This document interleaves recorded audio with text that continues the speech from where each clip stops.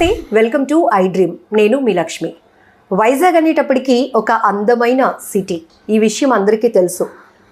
అందాల సాగర తీరంతో పాటు చాలా బ్యూటిఫుల్ ప్లేసెస్ ఉన్నాయి, హిస్టారికల్ ప్లేసెస్ కూడా ఉన్నాయి.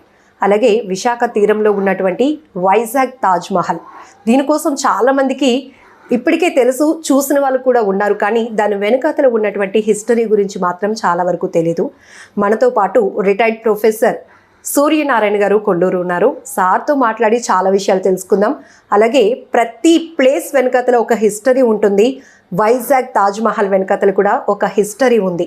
అదేంటో సార్ మాటల్లోనే తెలుసుకుందాం. నమస్తే సార్. నమస్తే సార్. ప్రేమ అనేటప్పటికీ వాలెంటైన్స్ డే గిఫ్ట్లు ఇవ్వడం, లేకపోతే సర్ప్రైజ్ చేయటం, ఇవి మనం చూస్తున్నాం. కానీ ఒక కురుపాం రాజు గారు తన భార్యమైన అమితమైన ప్రేమ, ఆమె దూరమైన సందర్భంలో ఆమెకు చిహ్నంగా నిర్మించినటువంటి ఆ మినీ మహల్ని ఇప్పుడు మనం వైజాగ్ తాజ్ మహల్ అని రకరకాలుగా పిలుచుకుంటున్నాం. సార్ ఏంటి సార్ ఆ హిస్టరీ?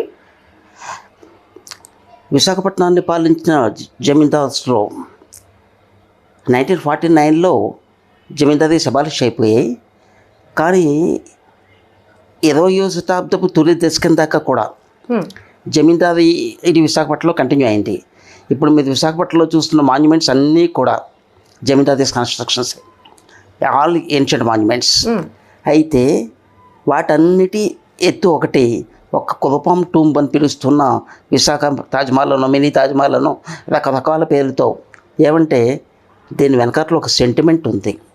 అవి మామూలు కన్స్ట్రక్షన్స్, అఫీషియల్ పర్పసెస్ కోసం కట్టినవి. ఇది ఏ అఫీషియల్ పర్పస్ కోసం కట్టింది కాదు. దానిలో ఆయన చెప్తాడు, నా ప్రేమ వితిన్ కొటేషన్స్, నా ప్రేమ చరిత్ర పుటల్లో చెరిగిపోకుండా చిరస్థాయిగా నిలవాలని దీన్ని నిర్మిస్తున్నాను అంటాడు.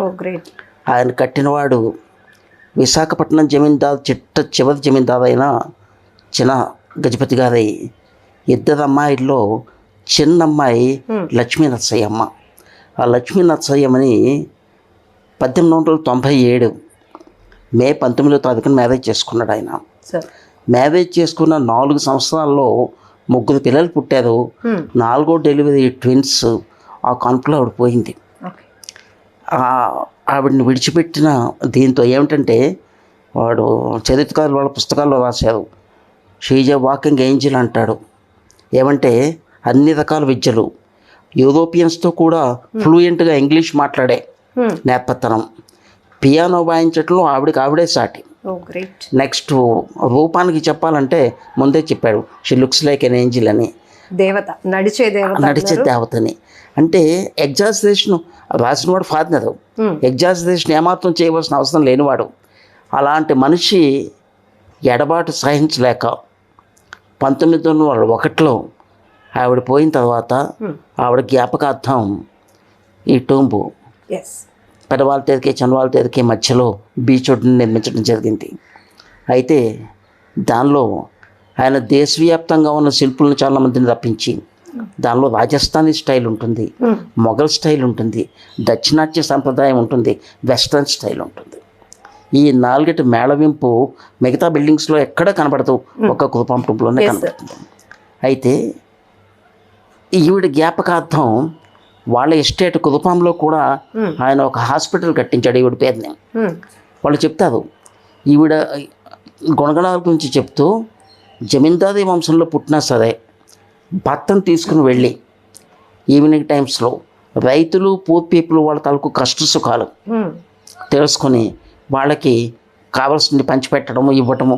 అంటే ఇదంతా ఎందుకు చెప్తానంటే, ఎలాంటి మనిషిని తన భర్త వైవిచాల వీరభద్రరాజు గారు కులపాం జమీందార్, కులపాం అండ్ చెముడు 2 స్టేట్లకి కూడా ఆయన జమీందార్. వాళ్ళ అక్కగారు రాణిబాయమ్మ, ఆవిడ బద్వాన్ వెస్ట్ బెంగాల్. ఆవిడ భర్త పోయిన వెంటనే ఇక్కడికి వచ్చేసింది. డాబా గార్డెన్స్లో ఆవిడ పేరునే డాబా గార్డెన్స్ ఇది అయింది.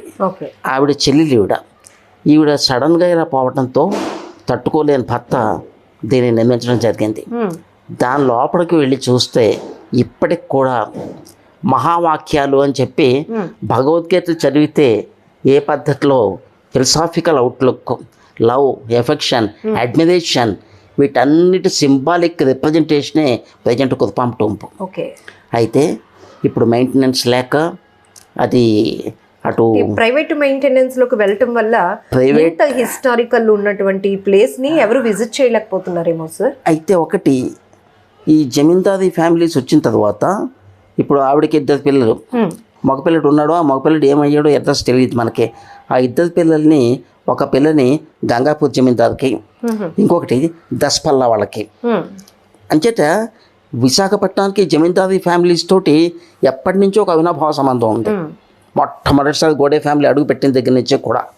అయితే ఈ ప్రాపర్టీస్ ఒక 100 years పోయిన తర్వాత గవర్నమెంట్ ప్రాపర్టీస్గానే చలామణి అవుతాయి. దాని మెయింటెనెన్స్ ఇంటెక్ వాళ్ళు కానీ, డిస్ట్రిక్ట్ కలెక్టర్ కానీ, ఆర్కియాలజికల్ డిపార్ట్మెంట్ కానీ వాళ్ళు హ్యాండ్ ఓవర్ చేసి మెయింటైన్ చేయాలి తప్ప ఇది హెరిటేజ్ ప్రాపర్టీ అంచేత పర్సనల్ ప్రాపర్టీ కాదు. పర్సనల్ ప్రాపర్టీ కానప్పుడు it is to be handed over to the government. దానివల్ల ఏంటంటే దాని మెయింటెనెన్స్ తిన్నగా లేదు. దానిలో కొన్ని శిలాఫలకాలు, కొన్ని అపురూపమైన శిల్పాలు కూడా బయటికి తరలించిపోవడం జరిగింది. ఇప్పుడు మెయింటెనెన్స్ సరిగా లేక తుప్పాటు ఒక బాగా బలిసి దాని వైభవం కోల్పోతుంది. కానీ ఒకప్పుడు షాజహాన్ తాజ్మహల్ కట్టాడు, ముంతాజ్ మనకి తెలియదు. కానీ ఇది మాత్రం ఒక అపురూపమైన ప్రేమ చిహ్నానికి మరణించిన భార్యకి ఇంకేమీ చేయలేని నిస్సహాయ స్థితిలో ఆ అడ్మిరేషన్లో ఆయన సమర్పించిన ఒక పూల చెండు అనుకోవచ్చు. మనం విశాఖపట్నంలో మనకు కనిపిస్తున్న కుదుపాం టూంబ్. ఆ రాజుగారు తన భార్యపై ఎంత ప్రేమగా ఆ నిర్మాణం చేశారో మీరు అంతే ఇదిగా మాకు చెప్తున్నారు. దానిలో అణువులోనూ మనకు ఆ సెంటిమెంట్ కనబడుతుంది, ఆ ఎమోషనల్ లవ్ కనబడుతుంది. అందుకని దానికి అంత అడ్మిరేషన్ మనకు కూడా కలుగుతుంది దాన్ని బట్టి చూస్తే. అంటే ఓల్డ్ బిల్డింగ్స్ ఏదైనా హిస్టారికల్ గా ఇంపార్టెంటే, దానిలో సెంటిమెంట్ కూడా మేళవించింది. కాబట్టి మనం కూడా ఒక పర్సనల్ టచ్ మనకి తెలియకుండా దాని మీద వెళ్తూ ఉంటుంది. ఒక నాలెడ్జ్ ప్లేస్ గా కూడా అది ఉంటుంది. అప్పట్లో ఉన్నటువంటి ఏమంటే ఇప్పటికి కూడా దానిలో మహావాక్యములు అని భగవద్గీత శ్లోకాలు ఏ రకమైన జ్ఞానాన్ని ఇస్తుందో, ఈ మహావాక్యాలను కూడా మనిషిగా పుట్టినప్పుడు ఏ రకంగా బిహేవ్ చేయాలి, ఇవన్నీ కూడా దానిలో స్పష్టంగా, అంటే క్యారెక్టర్ బిల్డింగ్కి ఎంత అవసరమైనవో అనే మహావాక్యాల్లో ఉన్నాయి. అవన్నీ కూడా లోపల పొందుపరచడం జరిగింది. సో ఇప్పుడంటే దాని చుట్టూ అపార్ట్మెంట్ కల్చర్ వచ్చేయడం వల్ల అది ప్రైవసీ కోసమో లేకపోతే ప్రైవేట్ ప్లేస్ గా మారిపోయిందో తెలియదు, కానీ పూర్తిగా ఆ చుట్టూ దరిదాపులకు కూడా ఎవరిని రానివ్వట్లే. బట్ అప్పట్లో ఎలా ఉండేది సార్ అది? నా చిన్నప్పుడు చూసినప్పటికి కూడా అది ఒక వేకెంట్ ప్లేస్ లో సెంటర్ గా ఒక ఔన్నత్యానికి చిహ్నంగా కనబడేది. ఇప్పుడు చుట్టుపక్కల అంతకంటే ఎత్తులో అపార్ట్మెంట్స్ లేచిపోయి దాని జాగా బాగా కుచించుకుపోతుంది డే టు డే. ఇప్పుడు ఒక చిన్న అపార్ట్మెంట్ కట్టేపాటి స్థలం మాత్రమే మిగిలింది. కానీ ఒకప్పుడు దాని చుట్టూ విశాలమైన ప్రదేశం బాగా ఉండేది. ఒక రాచరికపు పొగలు కనిపించేది దానిలో. అదంతా ఇప్పుడు కోల్పోయాం. సో టూరిస్టులను కూడా అట్రాక్ట్ చేసేది మన వైజాగ్. అలాగే తెలుగు ప్రజలు కూడా దాన్ని ఒక విజిటింగ్ ప్లేస్ గా కూడా అంత ఉండేది సార్ ఫ్రీడమ్. ఒక్కటి ఏంటంటే అమ్మా, జనరల్గా ప్రజలకి, అందులోకి మన విశాఖపట్నం ప్రజలకి చారిత్రక విషయాల మీద పూర్తి అవగాహన లేదు, దాని మీద ఇంట్రెస్ట్ కూడా లేదు. న్యాచురల్ బ్యూటీ ఏదైనా ఉంటే పరిగెడతారు తప్ప దీని వెనకాతల ఇంత నేపథ్యం ఉంది అని తెలుసుకోవాలని జిజ్ఞాస చాలా తక్కువ మందికి ఉంటుంది. ఆ తక్కువ మందిలో కూడా అక్కడికి యాక్సెసిబిలిటీ ఉండి వెళ్ళగలిసిన వాళ్ళు ఆ బిల్డింగ్ దగ్గర దాకా అప్రోచ్ అయ్యే పరిస్థితి లేకుండా చుట్టూ కాంపౌండ్ కట్టడం, దీంతో అది పబ్లిక్ కొంచెం దూరంగా ఉంచుతున్నారేమో అన్న ఫీలింగ్ అందరికీ వస్తుంటుంది.